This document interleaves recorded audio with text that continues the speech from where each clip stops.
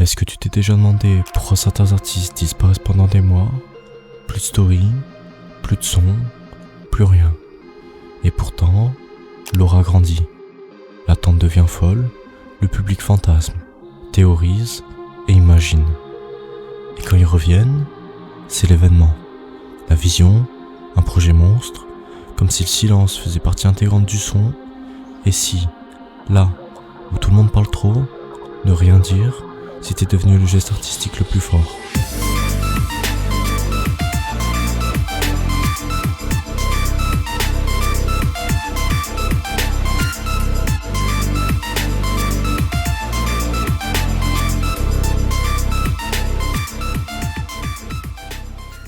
Aujourd'hui, on vit à l'époque de l'hyperprésence.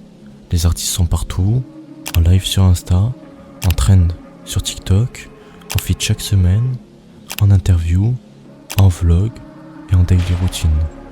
Résultat, on sait tout. Tout de suite. Et à force, on n'écoute même plus vraiment.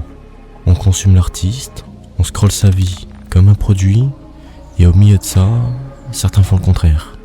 Ils se taisent, ils disparaissent, ils refusent de se surexposer. Et paradoxalement, ça leur donne une voix encore plus forte. Vous avez forcément au moins un rappeur en tête, Damso et ses longues absences, Nekfeu, quasi fantôme, PNL, toujours hors du monde, Laylo, silencieux jusqu'à l'annonce, et Freeze Corleone, qui parle peu, mais dont chaque mot devient culte. Parce qu'en fait, le silence, c'est du son. C'est une pause, une tension, une attente. Comme un blanc dans un morceau, comme une absence de kick. Avant que ça reparte, ce silence, ça devient une composante de l'identité sonore. Il crée une ambiance, une posture et un style. Et là où beaucoup d'artistes saturent les réseaux, les silencieux font l'inverse. Ils ne disent presque rien, pas d'interview, pas de promo à outrance. Résultat, chaque apparition devient un événement.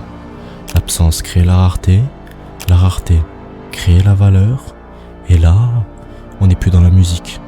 On est dans l'archétype, le culte et la fascination. En fait, c'est un peu comme un personnage de fou.